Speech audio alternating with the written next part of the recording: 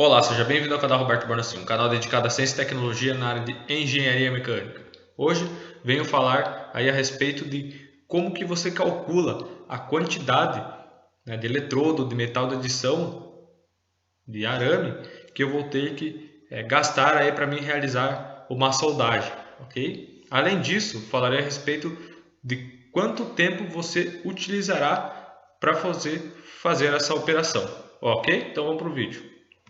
Esse vídeo aqui pode ser bastante útil aí para você que é dono de uma pequena empresa ou um encarregado ou um responsável aí pela equipe de soldador ou você mesmo soldador, para você estimar o tempo que você vai utilizar. Isso aí você consegue otimizar o seu processo, evitando gastos e por fim. Além disso, aqui nesse vídeo eu darei um exemplo bem claro para vocês poderem entender como é que funciona o dimensionamento. Então nós vamos explicar passo a passo como funciona para você ficar por dentro, ok? Peço aí também para você se inscrever no canal, para você que acabou de chegar aí, que a gente está postando de vídeo direto de soldagem e outras áreas da engenharia mecânica, ok? Então vamos começar aqui então para você resolver esse problema, para você determinar a quantidade de metal de adição que eu vou ter que utilizar e o tempo de soldagem, você utiliza aqui esse fluxograma, ok? Então aqui nesse fluxograma vai apresentar a lógica que eu vou utilizar para determinar o quanto que eu vou utilizar de metal de adição em conjunto com o tempo de soldagem. Então o primeiro passo, define o processo de soldagem que você vai realizar. Vai ser TIG, vai ser MIG-MAG, vai ser soldagem por eletrodo revestido. Então, o primeiro passo você vai ter que determinar qual processo você vai ter que você vai utilizar para realizar o serviço. Feito isso, já vamos para o campo já. Define os parâmetros principais de soldagem, isto é, a corrente de soldagem e qual tipo de arame sólido você vai utilizar ou eletrodo revestido. Então, você já seleciona o modelo que você pretende utilizar. Posteriormente, você define a geometria da junta. Como que ela vai ser? Vai ser uma junta de topo? Ela vai ser uma junta de ângulo? Eu vou explicar cada um aqui desses aqui para você poder entender e ficar por dentro. E após isso, você vai utilizando as tabelas aqui, que é tabelado. Isso ajuda bastante aí na otimização do tempo para você determinar. Depois você vai calculando a quantidade de massa. E por fim chega aqui no tempo total aí de soldagem. Ok? Então, vamos começar aqui. Um exercício aqui que eu elaborei para tentar explicar esse caso um pouco melhor, de como você determina esses parâmetros que eu acabei de dizer. Então, não se espantem com o nome dos sujeitos que eu coloquei aqui. Então vamos lá. Ramsés, dono de uma pequena empresa no ramo de soldagem, está com baixo capital de giro em caixa. No mês que vem, ele realizará um serviço de soldagem na empresa de Justiniano.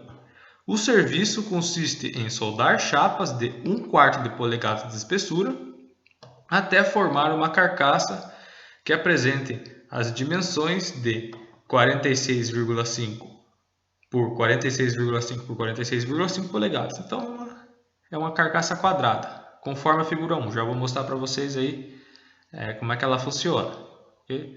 Contudo, devido ao baixo capital, Ramsés não pode comprar eletrodo em excesso.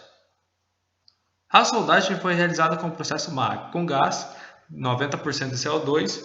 O modelo de arame sólido utilizado foi o ER70S-6 de 0,9 mm de diâmetro. A corrente de soldagem utilizada foi de 200 amperes e a tensão de 20 volts. E a junta que ele utilizou foi em ângulo convexo, seguindo aquela lógica que eu disse lá anteriormente. Então ele já é um cara inteligente, já foi determinando aí a lógica como que ele vai resolver esse problema. Então ele está obedecendo essa lógica aqui, define os parâmetros, define a geometria e aí ele vai definir a junta, que é junta em ângulo convexo. Qual é a massa necessária do eletrodo para o processo? Então quanto que ele vai precisar de massa para realizar essa soldagem e qual é o tempo que ele vai utilizar para fazer isso. Então aqui as dimensões aí da carcaça que ele utilizou. Então 46 por 46, 1/4 de polegada, né? Então aqui está tudo em polegada, aqui está em milímetros, mas está errado, tá? Em polegada. Eu deixei aqui milímetros por causa do programa lá que eu esqueci de mudar as unidades, ok? Então aqui é polegada, considere isso polegada. Então nós temos aqui todas essas dimensões. Então, né, você medido interno, descontando aí a 1/4 de polegada, você vai ter 46 polegadas, né? Desconsidere aqui também a unidade de milímetros. Então, você vai ter que fazer o somatório do perímetro de todas as áreas que você, de todos os locais que você irá soldar. Aqui vamos considerar a seguinte forma: será soldado aqui em todas as arestas internas. Então vai ser soldado aqui, aqui, né, em todas as arestas aqui da caixa, aqui para cima e aqui. Então, o que você vai fazer? Você vai somar todas as arestas, né? Ao total nós temos 8 arestas. Então você vai pegar 46 e vai multiplicar por 8, né? Por quê? Porque são 8 arestas. Então 46 multiplicado por 8 dá aproximadamente aí, né, 368 polegadas. Então esse é o perímetro que eu vou soldar. E se você converter, né, a quantidade aí em polegadas para metros, você pega, multiplica aí por 25,4 milímetros. Então você vai fazer a conta, vai pegar lá o 368, vai multiplicar por 25,4, que vai resultar em um valor altinho ali, e você divide esse valor por 1000. Dividindo por 1000, você vai chegar aí nos 9,35 metros de perímetro aproximadamente, ok? Então essa foi a lógica que eu utilizei. Você soma aí as regiões que você vai soldar. Se você vai soldar, por exemplo, só aqui e aqui os cantos de cima, aqui, as arestas de cima, você utiliza, né, vai multiplicar por 4. Então aqui é a quantidade de juntas que você vai utilizar. Então você vai multiplica aqui a quantidade de juntas vezes o perímetro aqui de cada um. E aí você vai ter aí a quantidade total que você vai ter que soldar, ok? Essa aqui é a composição do eletrodo, né? Ele tem 1,5% de manganês, 0,08 de carbono e 0,9 de silício. Então aqui nós temos as configurações de soldagem, né? Ele utilizou uma tensão de 20 volts, aqui é os padrões de fábrica que ele tem. Então aqui está a fonte também, se você quiser consultar aí, ok?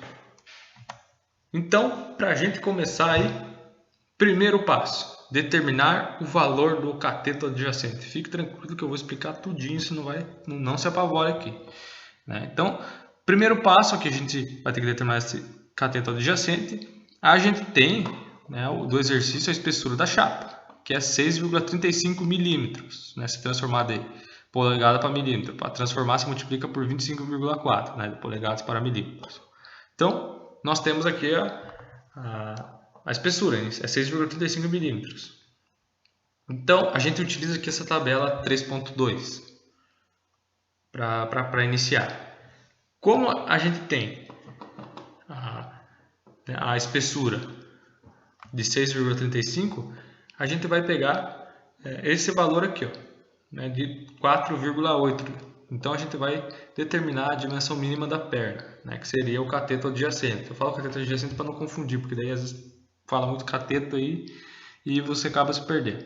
Então, o cateto adjacente será 4,8, né, que diz que para baixo de 6,4 o C é 0,7E, mas aqui a gente vai arredondar para ficar mais fácil. Se você, né, tem uma espessura muito baixa, aqui 0,5 não vai fazer muita diferença, mas se você tiver uma espessura muito mais baixa, aí você tem que usar essa relação aqui, tá? O C vai ser 0,7 vezes a sua espessura. Ou se você tiver uma chapa mais espessa, que você tiver, no caso, né, que vai ser utilizado para solda, você utiliza essas aqui, ó. Se tiver entre 2,7 e 19,1, você vai utilizar 6,4 como cateto adjacente, e por aí vai, né? Então essa tabela aqui ela explica aí o valor do cateto adjacente. Então o cateto adjacente, para ficar claro, já vou explicar ali na frente. Então, primeiro passo, já determina o cateto adjacente. Se você não entende um pouquinho de trigonometria, dá uma pesquisada aí no Google, né? Digita aí cateto adjacente que já vai aparecer quais são as dimensões. Mas aqui eu vou explicar também, ok? Então, segundo passo, determinar a garganta efetiva da solda. Então, agora aqui você consegue entender o que é o cateto adjacente. O cateto adjacente é esse de baixo aqui, ó, né? E o cateto oposto é esse aqui, ok? Então, para nossa condição aqui, né, a gente descobriu lá que o nosso C, nosso cateto adjacente, que é esse daqui, é de 4,8, né? Lembra lá, ó, anota aí, isso é importante, né? Você anotando também os valores para não se perder. Então, vai pegar aqui o 4,8 e vai dividir por raiz de 2. E você vai chegar num valor de G, que é a garganta efetiva, que é essa região aqui, ó, de 3,4. Beleza? Vai anotando sempre esses parâmetros, porque você vai precisar deles lá na frente, né? Para as equações utilizadas para você determinar a quantidade de massa. Terceiro passo, cálculo do metal depositado, que a gente já começa a entrar nessa condição aí, determinar a quantidade que eu vou usar. Aqui nós temos a seguinte condição: se você vai realizar uma junta de topo, você vai ter que calcular a área que você vai utilizar aqui da sua junta, né? Então você vai ter essa condição aqui, ó. Eu vou ter que, né, vamos supor que tem a peça de trabalho aqui, né? Imagina o traçado do mouse aqui, ó. Nessa condição aqui, eu vou ter que calcular essa área, mais essa área, mais essa área, mais essa área, mais essa área. Então vai ser essa área total, né? E aqui você tem os cálculos utilizados, ok? Mas como aqui a nossa junta vai ser de ângulo, nós vamos calcular seguindo esse padrão aqui. Então, é o seguinte, a nossa área 4, né, por ser uma junta convexa que a gente vai utilizar, vai ser essa configuração aqui, ó. Ok? Então, para a gente calcular isso aqui, vai ser o cateto oposto, não confunda com o cateto adjacente, esse daqui é o cateto oposto, vezes o 0,2, né, que é uma condição aí para você calcular. Isso para convexo. Se a sua solda tiver característica côncava, aí você vai multiplicar aí o cateto, desse cateto aqui, né, o cateto oposto, vezes o 0,1. Mas para o nosso exercício aqui, é esse daqui, ó. A gente vai utilizar a solda convexa, foi dito lá no enunciado. Então, a gente vai pegar o C, a gente vai ter que determinar agora o cateto adjacente. Então, anota aí, essa equação aqui, multiplica, bota o CA aqui, cateto adjacente, para você não se perder, para não se confundir com... Aqui é o cateto oposto, desculpe. Aqui é o cateto oposto, você não pode confundir com o cateto adjacente. Até eu falando aqui se confunda às vezes, né? Mas eu sei o que eu estou falando, mas tipo, você tem que entender aí também. Então, aqui é o cateto oposto, né? O cateto oposto é esse aqui, ó. E o cateto adjacente é esse de baixo aqui, tá bom? Então, a gente calculou esse de baixo aqui, ó, que é o cateto adjacente. Eu vou retornar aqui para não ter confusão, ok? Então, a gente tem que anotar essa equação aqui, né? Então, a gente vai calcular a área 5, é dada pelo cateto oposto. E aqui a área 4, no nosso caso por um reforço convexo, a gente vai utilizar essa equação aqui. Então, anote essas duas equações aí, né, que a gente vai utilizar ela. Então, e você depois, para você, na equação que você vai necessitar da área total, você vai somar a área 5 mais a área 4. Só parece difícil agora, mas depois eu vou, com o exercício aqui, né, com o decorrer, quando eu vou exemplificando, vai ficando fácil. Ok? Então, agora chega na hora da gente determinar o cateto oposto, que é esse Czinho aqui. O cateto oposto vai ser dado pela seguinte equação. Então, nós temos essa tabela aqui, né? Essa tabela aqui ela é a quantidade de massa de metal depositado por quilograma por metro. Isso aqui é para aço. E se você for transformar essa tabela aqui para outros materiais, alumínio, titânio, inox, vai ter que multiplicar sempre por esse fator aqui de transformação, ok? Então, no nosso caso, a gente tem aqui um valor de um cateto adjacente, né, que é esse de baixo aqui, de 4,8, ok? Por ter um valor aqui de 4,8, a gente pega aqui o valor da direita, da coluna da direita. Então, o valor aqui da coluna da direita, né, que é essa região aqui, ó, então sempre vai pegar dessa coluna aqui, né, porque a gente vai realizar uma solda aqui dessa condição aqui e convexa. Então, essa vai ser a configuração da nossa solda, ok? Então, a gente vai pegar aqui o 0,9. Por que o 0,9? Porque o nosso cateto adjacente é 4,8. E você achando aqui, usando 0,9, sempre essa tabela aqui, tá? Por exemplo, se o nosso cateto adjacente fosse 6,4 daquela outra tabela, a gente utilizaria o 0,16. Mas como o nosso é 4,8, a gente vai utilizar o 0,09. Então, anota esse valor aí. Então, o cateto oposto que a gente descobriu agora é 0,09. Então, esse aqui é o cateto oposto. Então, guarda aqui com essa equação, né, cateto oposto aqui, que a gente já vai calcular a área. Então, né, conforme eu disse agora, a gente vai calcular. Então, já reutilizando a equação aqui, a gente vai determinar a área. Então, nós temos que calcular a área 4, que é essa região aqui, que é dado pelo cateto oposto que a gente acabou de achar, que é 0,09 vezes 0,2, que é igual a 0,09 vezes 0,2, que é igual a 0,02, arredondando aí, ok? O A5 é o cateto oposto aqui. Então, o A5 vai ser igual, né, a 0,09. Então, a gente vai utilizar a área total, vai somar a área 5 mais a área 4. Soma a área 5 mais a área 4, 0,09 mais 0,02, que é igual a 0,11 kg por metro. Então, é essa a massa que eu vou utilizar por quilograma por metro. Mas ainda tome cuidado, né? Não saia do vídeo, porque a gente vai ter que utilizar outros fatores de correção, porque isso varia de acordo com o processo, tá? Não pense você que está assistindo o vídeo aí, agora peguei o resultado, vou sair. Não, siga com o vídeo aqui, porque tem mais coisa. Quarto passo, calcular a quantidade de metal de adição para o processo MIG-MAG, que a gente vai utilizar, no caso é o MAG, né? Com o eletrodo ER70S6, 0,9 mm de diâmetro. Então, a corrente é de 200 A.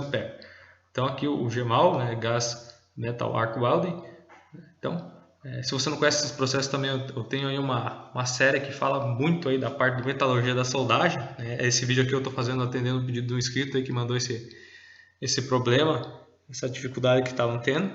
E aqui, se você tem interesse na metalurgia da soldagem, tem uma playlist aí no canal só falando de metalurgia da soldagem, que você vai ficar por dentro desta área, ok?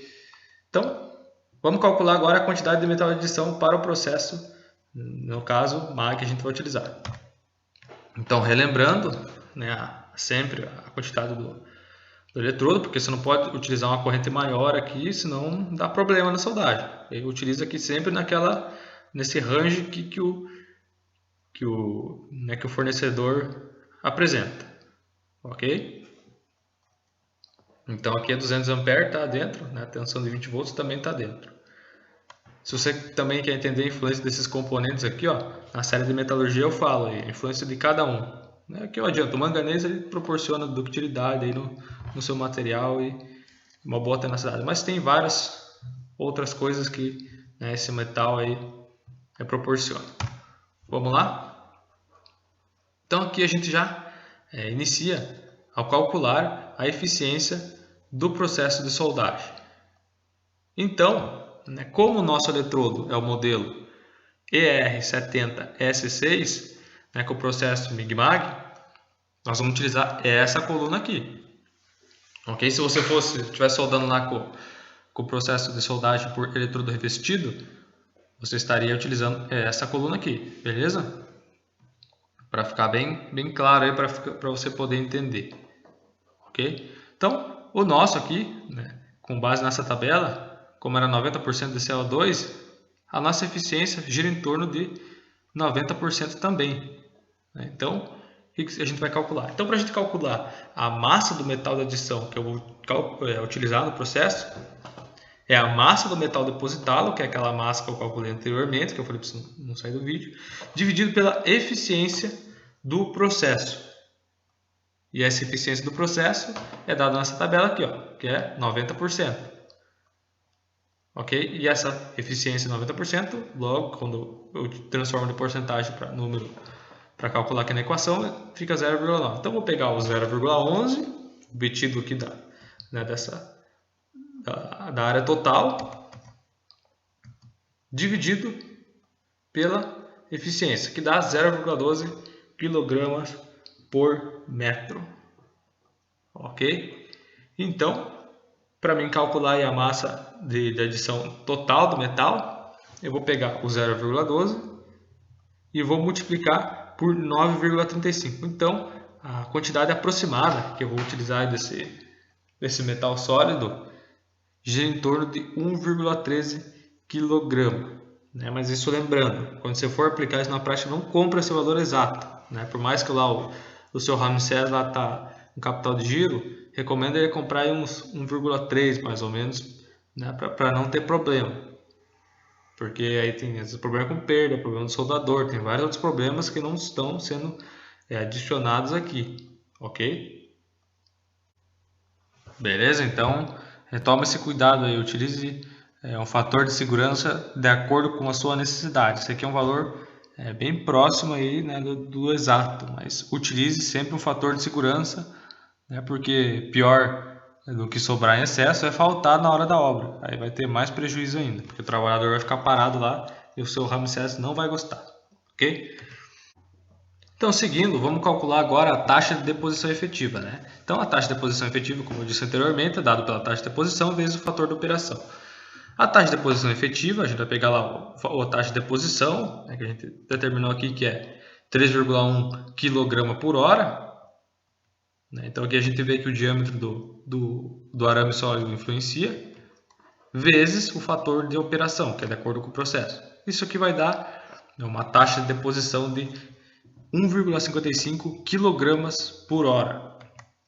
Ok? Então, para a gente determinar o tempo de soldagem que vai ser utilizado aqui, eu multiplico aqui, pego o metal de adição e divido pela taxa de deposição efetiva e obtenho aqui, né, dividindo esse por esse, o metal de adição, a quantidade que eu calculei lá anteriormente, dividido pela taxa de deposição efetiva, eu obtenho aqui o tempo de soldagem, que dá 0,73 horas, né?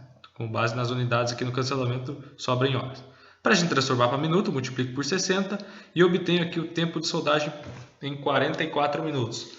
Ou seja, vou gastar aí para esta operação 1,13 kg de arame sólido daquele modelo lá e vou realizar essa operação de soldagem ali, soldar todos os cantos em 44 minutos, ok? Mas isso pode, né, na realidade, ela tem algumas variações. Isso aqui é um tempo, podemos dizer assim, estimado. Né? A gente sabe que na realidade sempre acontecem imprevistos e uma coisa ou outra ocorre, né, acelerando ou reduzindo esse tempo, ok?